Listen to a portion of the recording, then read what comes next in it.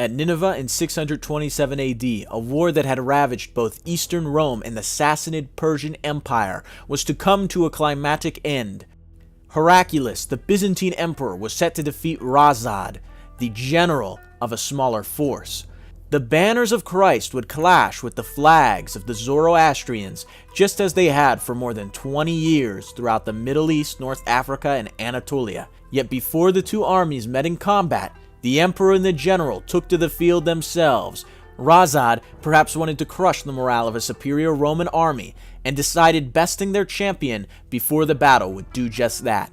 Nikephoros tells us this: "This man drew up his forces against the emperor, and, coming forward in front of his lines, delivered challenge to a duel. Yet no man would take up arms against Rhahzadh. The aging emperor, 53 years old, decided if his men wouldn't do it, he would. When Heraclius realized that none of his men would volunteer, he went forth himself against the barbarian.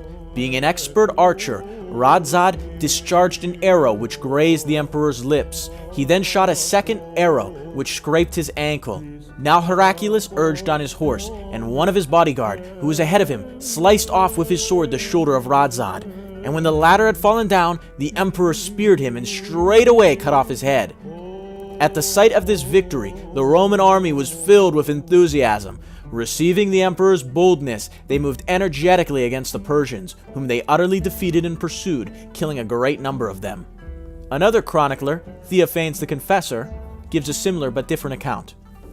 "The emperor sprang forward in front of everyone and met a commander of the Persians in battle, and, by God's might and the help of the Mother of God, threw him down, and those who had sprung forward with him were routed.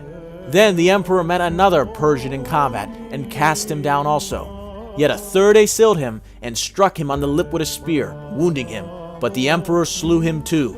What can we take from this? The Zoroastrian general wanted to triumph over the Christian Romans through a duel. The emperor obliged him, but managed to slay the confident Rhahzadh instead. The smaller force of the Persians had their morale utterly crushed, and the now confident Byzantines, trusting in God, completely and utterly crushed the Sassanid army. This victory brought about the end of the Roman-Persian wars. The Byzantines regained their lost territories and brought home their captured troops. Holy relics such as the True Cross came back to the Romans. Christianity had triumphed against a foreign enemy.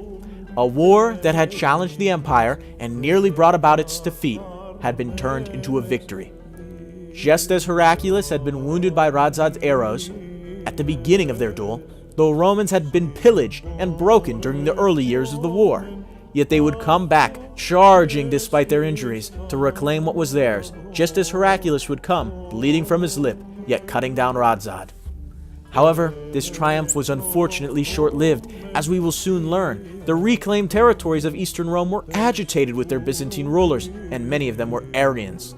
The Persian Empire was falling into civil war due to their defeat at Nineveh.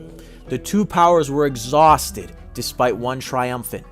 A menace was growing in Arabia and would soon jump forward and strike both the Christians and the Zoroastrians.